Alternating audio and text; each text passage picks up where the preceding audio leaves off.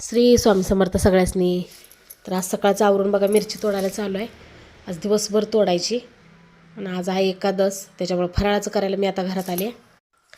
एवढेच तोडले बघा, फक्त एकटीनंच तोडले.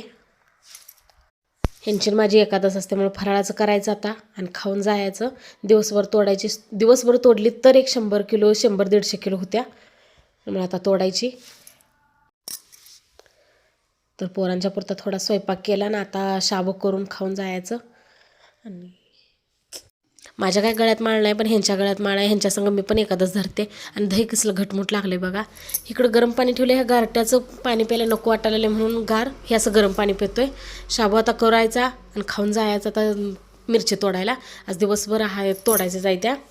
तर कसा वाटला व्हिडिओ, असा गेला आजचा दिवस. कमेंटमध्ये नक्की सांगा कोणाकोणाची एकादस असत्या.